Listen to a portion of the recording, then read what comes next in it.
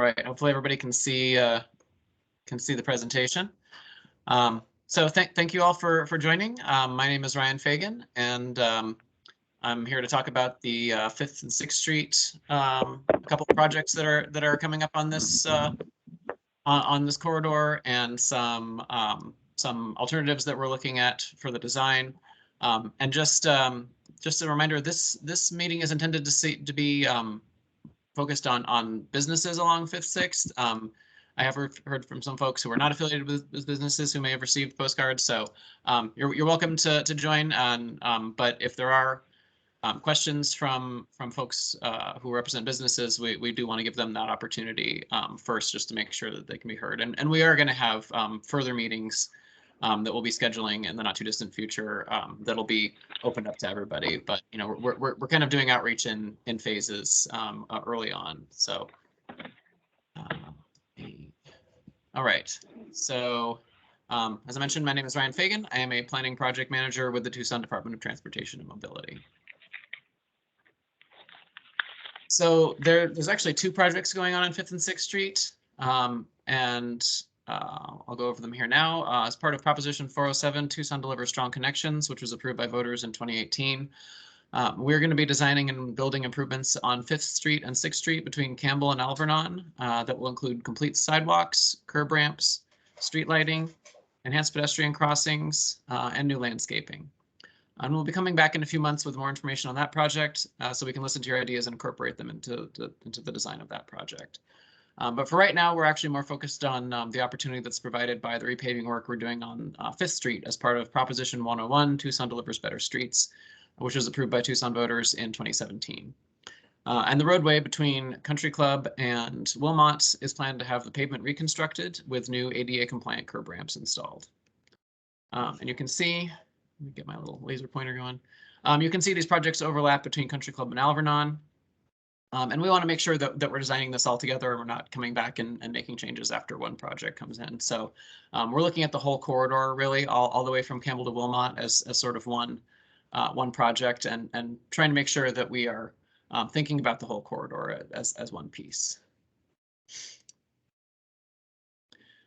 So really the opportunity here is we're repaving the road from Country Club to Wilmot, so we'll have a blank slate, so to speak, as far as the design of the roadway, at least between the curbs. And that provides us with an opportunity to think about the design of the road and incorporate community needs and priorities that might be different than they were in the past. And while we're not repaving Campbell to Country Club at this time, we do plan to provide a consistent design across the whole corridor for the whole 5 miles from Campbell to Wilmot. And just an FYI, west of Campbell isn't part of a funded project, so we're not considering any changes on 6th Street in that area at this time. So we're considering 2 basic design options for the street. Option A is shown here, and that would keep the same configuration we have today, which is 4 lanes. That's 2 vehicle lanes in each direction, no center turn lane except at major intersections, and no bike lanes. The roadway width in the context does vary along the route. At major intersections, there are turn lanes. Things kind of vary, but by and large, the intention is for the road to have one consistent, default configuration essentially. So this is option A. And option B would be 3 lanes, and that would reconfigure the roadway striping primarily to improve safety. This involves going from 2 through lanes in each direction to 1 through lane in each direction, which will reduce the roadway capacity somewhat. I'll talk a little bit more about that in a minute. But the change striping also provides room to add continuous center turn lane and bike lanes. And along most of the corridor, there would be room for buffered bike lanes, which provides for that extra space between the bike lane and the vehicle lanes. So why would we want to change the striping? The biggest reason is safety. There have been a lot of studies of streets that have restriped 4-lane roads to 3 lanes, and they found a reduction in crashes from 19% up to 47%. Here in Tucson, 36th Street was restriped, similar to what we're proposing here, and crashes fell by 70%. And this tends to be due to the reduction of a few types of crashes. Rear end crashes are one. That can be due to cars waiting to turn left in the through lane. We also expect to see a reduction in excessive speeding because cars can't weave in and out of traffic the same way that they can now. We also expect a reduction in sideswipe crashes, and we also expect left turns would be improved due to better visibility. And for people walking, this design greatly reduces what's called the multiple threat crash type. And that occurs when you have a person who's waiting to cross the street on foot. And that could be at a marked or unmarked crosswalk. It could be at a hawk light or a intersection. But it occurs when you have that person who's waiting to cross. The car in the near lane comes to a stop to let them go. But that car ends up actually blocking the view between the pedestrian on the curb and a car in the far lane. And so both of them then expect that their path is clear. That's a situation that we want to avoid. So a conversion from 4 to 3 lanes would largely eliminate this issue. And just an aside, I was out taking photos of 5th and 6th Street a little while back for the website, and I wasn't even really looking for this, but I noticed several instances of the situation I mentioned earlier, which is a car coming to a stop in the left lane to wait to turn, and cars kind of stacking up behind them. And if you drive on 5th and 6th Street regularly, this is probably familiar. You've probably seen this. You've probably experienced this, whether you're the one making the turn or whether you're just trying to get where you're going along 5th or 6th Street.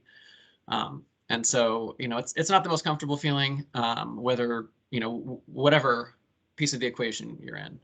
And it's actually more than a minor annoyance for a couple of reasons. One is that it reduces the capacity of the road at the times when it's most needed. At rush hour, at peak times, you have more people who are waiting to make that turn. Oftentimes they're waiting to turn on, into their neighborhood to go home. And then you have more cars coming in the opposite direction who are blocking that movement. And so, it creates unpredictability, which is something that we like to minimize.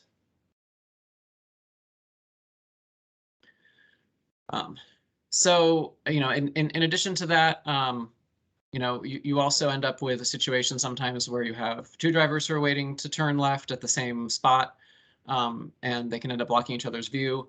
I live near Country Club Road, where it's very similar to 5th and 6th Street, so I've encountered this myself when I'm trying to turn onto my street. And that's not an ideal situation to be in. And when there's a center turn lane, that moves the left turning drivers into a position where they have good visibility. They can see oncoming traffic and see when there's a gap in which they can go. 3-lane roads also just tend to have smoother traffic flow with less excessive speeding and fewer vehicles stopped waiting to make those turns. And it makes for a more predictable drive. And one improvement that you might not expect is actually improved emergency response.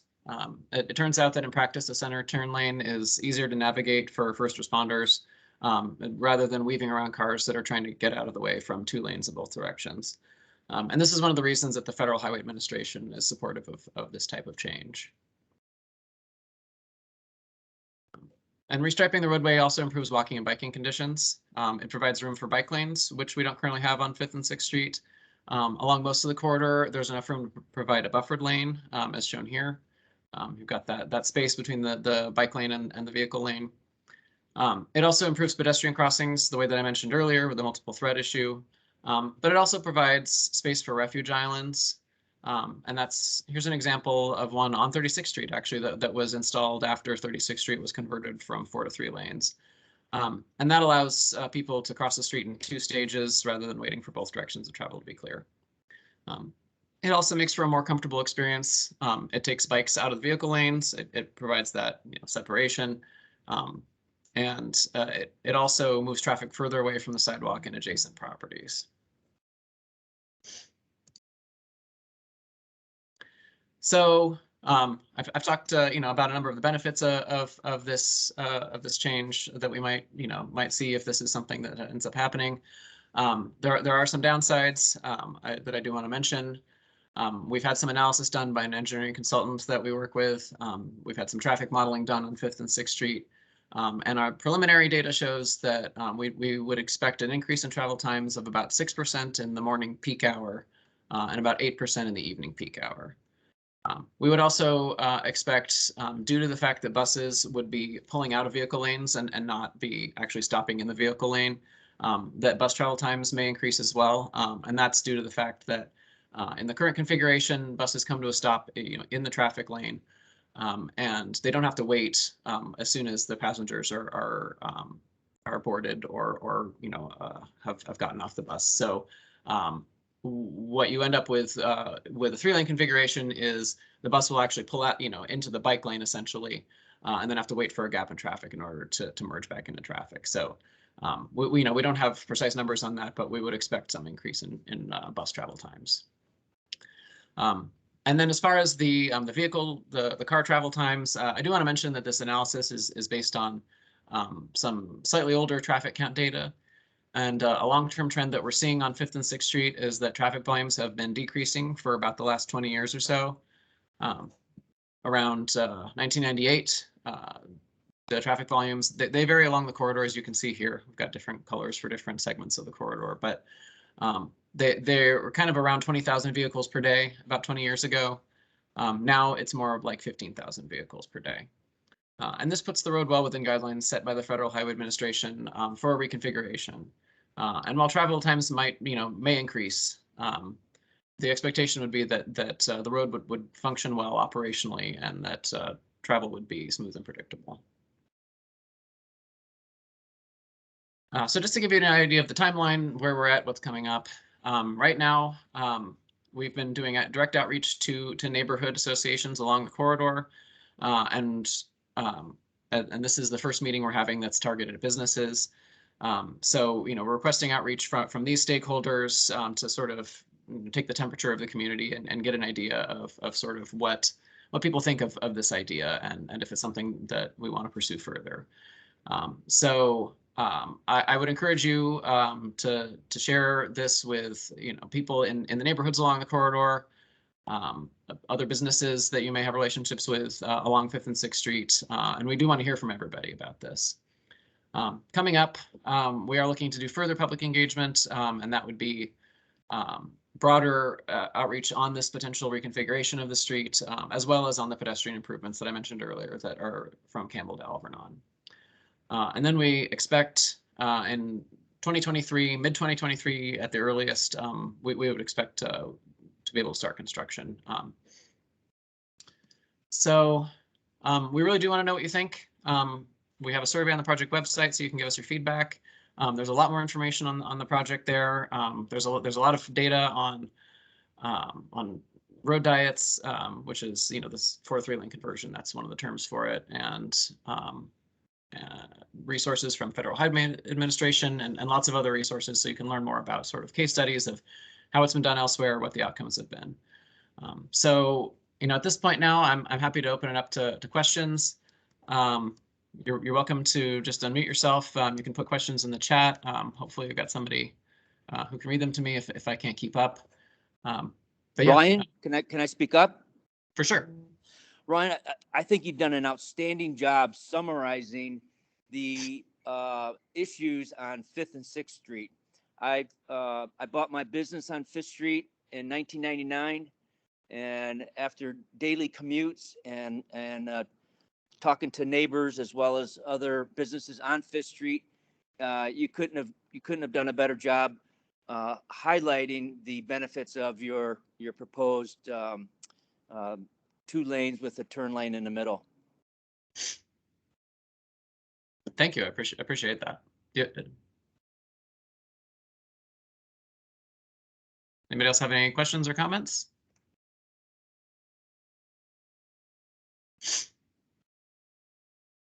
I can read some of the comments. Oh, go ahead. I've lived in this neighborhood for how long? We've been here 40 some years. And as an attorney, I was a practicing attorney. Now I'm retired, but I've appreciated, quite frankly, the development that occurred on 5th, 6th Street over the past 10 years that allows the traffic to flow very, very, very, very smoothly, very, very efficiently, with the 2 lanes each way going from the east end all the way to the downtown area. And I really don't see any benefit in changing what we currently have, quite frankly. I like the way it is now. The traffic it's just a very, very easy convenient drive. I don't see that many bicyclists there. We do already have a bicycle route not far from our, on is it Fairmont or Third Street. 3rd Street that goes all the way through, and Rosewood too has some bicycle. So the bicycle issue is already covered, it seems to me, and it's just a very, very smooth, efficient ride the way it is. I would like the 2 lanes each way to remain intact. And I have a friend here, she's. Oh, yes, I would like to see if some drainage areas can be made on 5th Street, because when it rains, it floods many areas. And then, of course, we're bumpier. It needs paving so badly because it's potholes and everything from the rain. Yeah, no, thanks for your comments. So a couple things. One, so this project, the Proposition 101 portion that I mentioned, the repaving, that is happening regardless. There is funding to essentially replace the asphalt that's there now. There is not any dedicated funding for drainage improvements, although there are some proposed projects. There's one by Sewell Elementary, actually in Sewell Elementary, that's being discussed currently. That's where it needs it desperately. Yeah, I mean, we've heard from a number of people about that, and that's something that's being pursued actively. That would actually use some of the land at the school as a basin to capture some of that water that's flowing along. I think it's the Saguaro Wash. Yes. So that may help as far as drainage concerns in that area. And then as far as the bicycle thing goes, that's not the main purpose of this this proposed change. The purpose is really the expected safety improvements. The reduction in crashes that we would expect to see. And as far as bike lanes, that's more of just sort of a benefit that we would be able to provide as a result of that change. Is not one of the driving factors, certainly, of this proposal. Could you tell me precisely how many car accidents there have been that were of any significant damage or harm? I don't have that in front of me right now, but there are. I can certainly look that up and get back to you. But there are injury crashes. There have been some fatalities. We typically work with the last 5 years worth of data, and there are definitely serious crashes that occur on this street. Well, and I think the proof points you listed in your presentation about just kind of the like instances where the street design is moved to the 2 lanes with the turn lane and the reductions you've seen in accidents is definitely compelling. And I think also just there are a large number of schools along 5th and 6th Street. And so, just even thinking in terms of safety for the students, for drivers, for pedestrians, I do think what you've presented is extremely compelling, and I'm definitely for option B. From a safety standpoint, absolutely, but even from a quality of life standpoint, just knowing that it will slow traffic down a bit, make things quieter, and improve just the street and the neighborhoods in general. So I like what you've shared. For your comments, appreciate it. Let's see, we've got a number of questions in the chat. Yeah, so there is one question, Ryan, regarding Rincon. Will there be a meeting to address the traffic jams at Swan during morning and afternoon drop-off and pickup at Rincon High School? How would this work with a single lane? I will tell you, I'm Erica Fazell. I'm with the Public Information Office. I will tell you that within this outreach, we are planning to also meet individually with TUSD to try and accommodate this situation, or try and figure out this situation and how we can make it as smooth as possible. Ryan, I'll let you continue. Thank you. Yeah, thanks for mentioning that, Erica. I also want to add that east of Swan Road there, near Rincon High School. The roadway is wider, and we will certainly look at our options there, but there may be room to actually provide a dedicated turn lane onto Arcadia Avenue into the school. So that's something that we're very aware of. We are going to work with the USD, and we're gonna yeah, we certainly don't want to be worsening that situation that's already kind of sticky there. Let's see.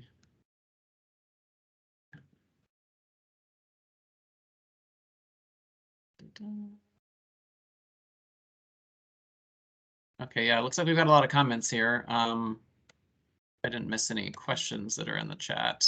Does anybody else have any other questions? Yeah, there's one more, Ryan, just came in. When will this be decided? That's a good question. I don't have an answer for that right now. So right now we're at a pretty early stage in the outreach that we're doing for this project. We haven't done any design yet. This is really to sort of take the temperature of the community to get an idea of you know, what people want to see, and it certainly, you know, public input is going to play a large part in whatever decision ends up being made. So you know, we are here to listen, but I don't have an answer for when this will be decided. You know, I would expect, you know, as I mentioned, we are expecting to hopefully be able to go to construction a little over a year from now, and design does take a while. So, you know, hopefully we can get this figured out and make most people happy, and you know, soon.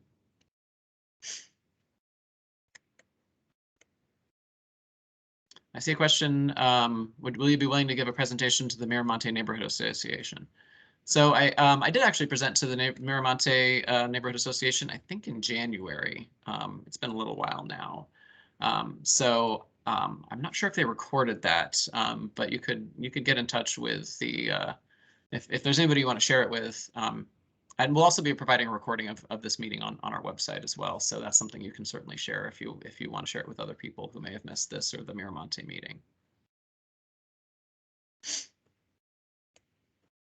Hi, I want to chime in and respond to a question. My name is Andy Bemis. I also work for the Department of Transportation and Mobility. I work with Ryan and Erica. I went ahead and pulled up the crash data. A caller asked about the crash history, so I can report on that now.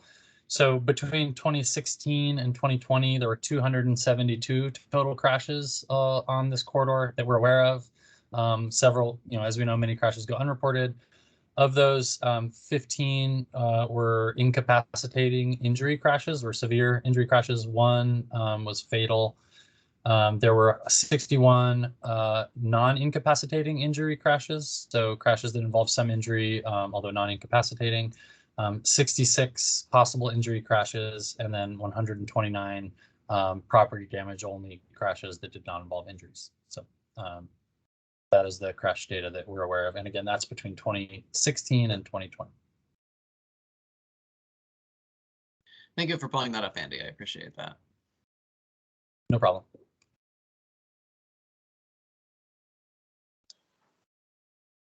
I also want to mention in the chat, there is a sign-in sheet. If you could sign in and give us your information, that way any upcoming meetings or information that is shared, we'll be able to get directly in contact with you. That would be great.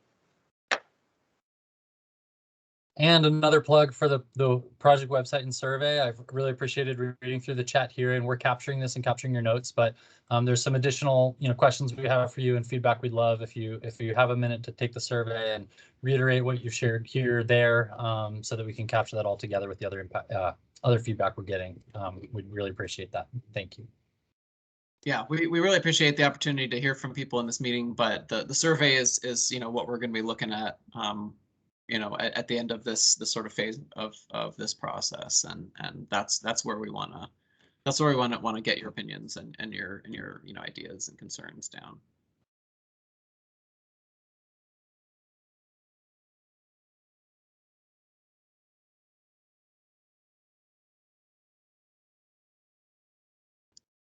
Does anybody have any? I mean, I'm happy to go over in you know, anything else in more detail if anybody has any questions or just wants to share any comments.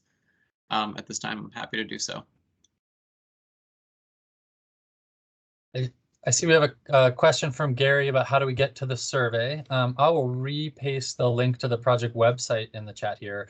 Once you're on the website, you need to scroll through the content, which is largely what Ryan shared in the presentation today. And there's a direct link to the survey at the end.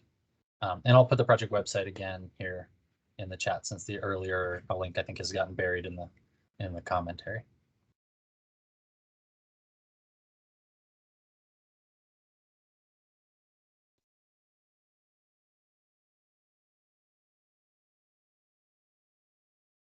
I just want to thank you guys so much. I will be attending the Miramonte Neighborhood Association meeting after this. I think we start at 7. We postponed it so some of us could attend this. I know you said you bet earlier. I think I missed that. I think there is very, very strong support in our neighborhood and with the businesses for Plan B, honestly. And I'm very impressed with the presentation and the things you've provided. So thank you so much for that. And Thank you. I can't get that sign-in link to work. I'm trying again. I'm not sure what the problem is. It might be I have a Chromebook. I don't know. I'll try again. Thanks so much. Thank you, and thank you for coming. I appreciate all of you showing up and yeah, sharing your opinions. Yeah, and Lori, if that sign-in doesn't work, if you just want to put your email in the chat, we will write it down on our end. One more question, Ryan. Did 36th Street have similar traffic volume to 5th Street? No, that's a good question. So 36th Street actually had significantly less traffic volume. So, you know, that was kind of an easier decision to make.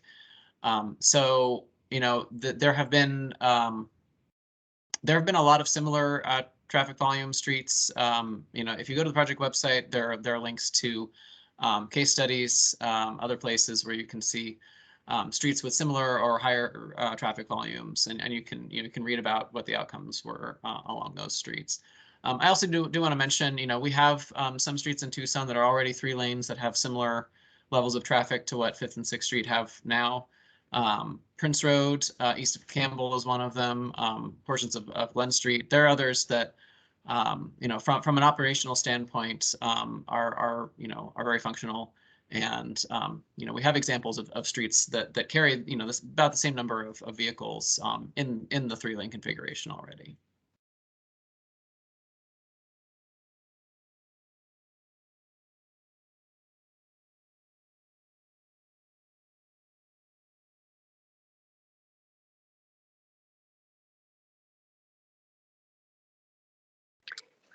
Yes, Sal. We are recording this meeting right now and plan to post it on the 5th, 6th website, correct, Ryan?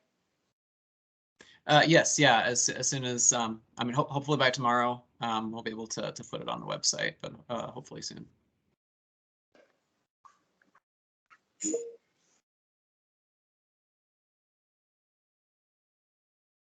And we will be holding another meeting tomorrow morning at 9 a.m. And then we'll actually have an in-person meeting in Alvernon Park tomorrow, and that is at 4 o'clock, I believe.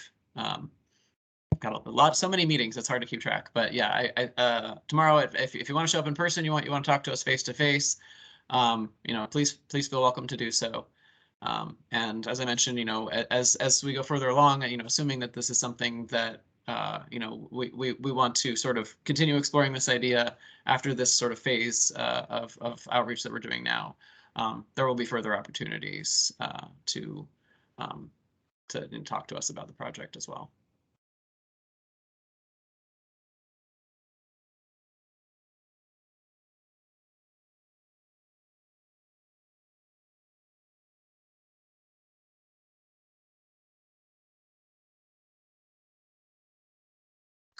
I'm not seeing any additional questions, Ryan. All right, well, we thank you for letting us participate, and we'll check out now. Thank you, and thank you for joining, and please take the survey and let us know what you think. And thank you, Erica, for telling me how to figure this out. You know, we old ladies, we have a tough time on this stuff. Of course. Call me Okay. if you ever run into any issues. Thank you.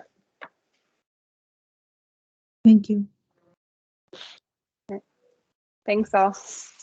Thank you. If anybody else has any other questions, I'm happy to stay on, you know, a little longer. The meeting is scheduled from 5:30 to 6:30. If anybody shows up late, if you just showed up and you want a quick refresher or anything, I'm happy to go over that with you. How long is this project? How long is it going to take to complete? That's a good question. As far as you mean as far as like the construction or? Yeah, from start to finish when construction starts. That's a great question. I think maybe Erica or Mike might be better suited to answer that question as far as the repaving work goes. Yeah, so this is a Prop 101 Tucson Delivers Better Streets project. And typically these projects are taking about 2 to 3 months. This is a full reconstruction. So it will go down to the subgrade, remove all the old pavement, replace the subgrade, and then repave. So typically I would expect probably 2 to 3 months on a project like this.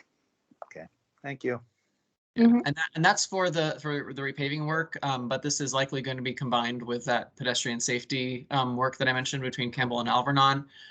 That could take 4 or more months for that construction. So the total length could be 4 months or longer for all the construction in total. Okay.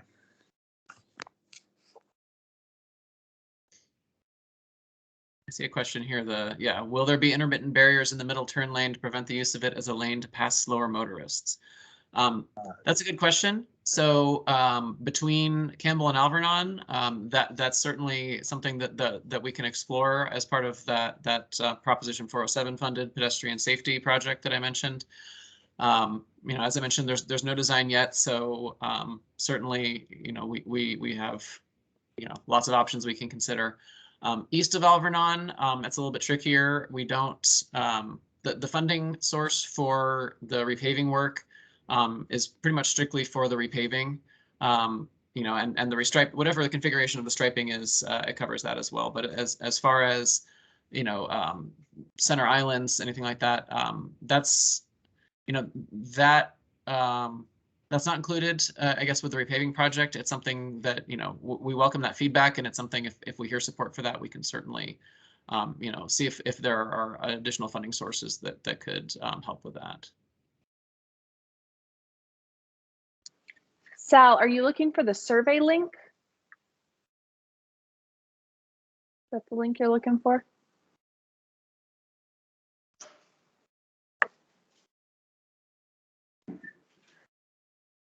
I'll pop that up again. Hi, this is Sal. Hi, Sal. Hi, good evening, everybody. I just had 2 things about the Facebook link, and I have the survey link, but I just put in a question regarding the anticipated start time. Is there a plan for that? So I believe, and Erica, please feel free to correct me, but I believe that currently we're looking at mid 2023 would be the start of construction. These things can potentially change as we move forward with the project, but that's the time that, from my understanding, that's what we're looking at. So, and because this is multiple projects in one, we have another project manager who's more the pavement project manager, and so that's the latest and greatest that I've heard on that. And as far as the design goes, it's pretty much a done deed at this point, or there's still room for modifications? No, so there's been no design yet. So we are really exploring both options. We really do we really do want to hear from the public on what what people prefer, whether it's option A or option B. And then additionally, in any design considerations with the pedestrian safety improvements that we're looking at between Campbell and Alvernon, that's a whole other process. And again, no design work has started on that either. And with consideration to construction time, is there going to be greater thought to after 6 p.m. or not? That is a great question that I cannot answer right now. Erica, or do you have a? I have to admit I'm not sure about the sort of the hours of construction work that would occur, especially depending on the time of year. Right. Yeah, typically we're working in the day and we need to be off the road before travel peak time. So it's usually 7 a.m. to 5 p.m. For a longer project like this, well, 3 to 4 months, the barricades will be in place, the road will be milled. It's not like they pull the barricades off every night. They will be in place throughout the project, but not during night. There's not typically work. Thank you.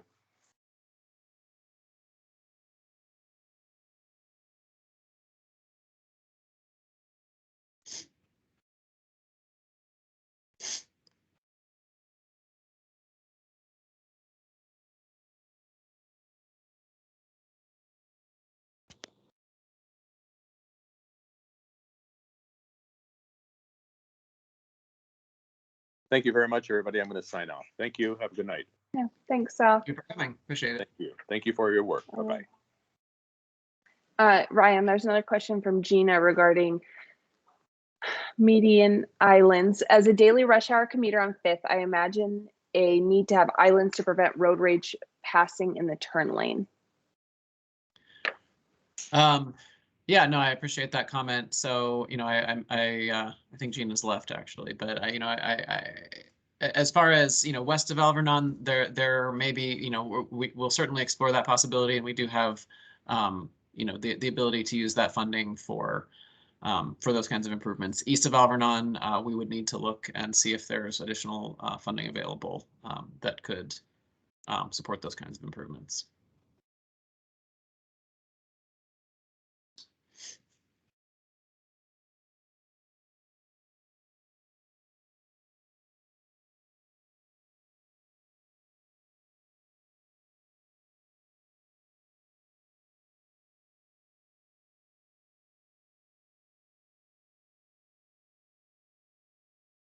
Any other questions? Got time.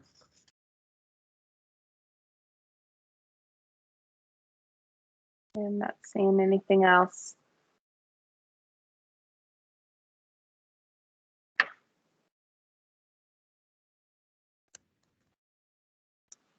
Yeah, as a reminder, this will be placed on the webpage. And then as we collect your information, we'll be sure to keep everyone in the loop with where we're at with this project.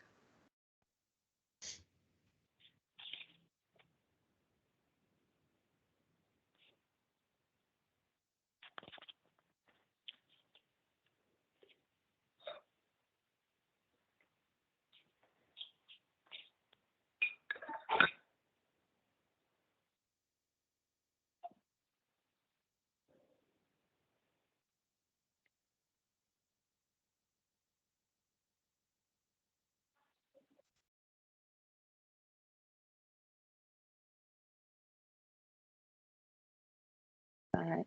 You have anything else, Ryan? You want to? No, I'm, you know, if anybody else has any other questions, anything they want me to go over as far as the presentation, and, you know, anything we want to delve further into on any of this, I'm happy to do so.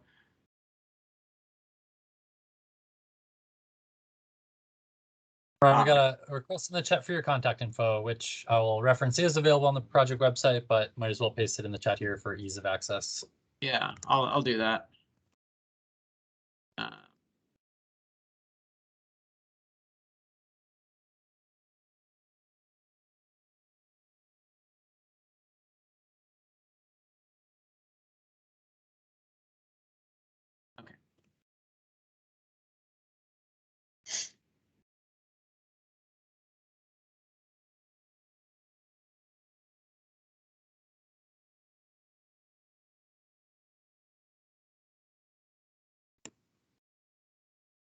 If there's no other questions, should we call it, guys? I think we're good. All right. If everybody. you know any business owners who weren't able to attend tonight, we are meeting again tomorrow, 9 a.m. Correct? Yep. Yeah, 9 a.m. for the other virtual town hall. Okay. All right. Thanks, all. Thanks, everybody. Thanks. Thank you.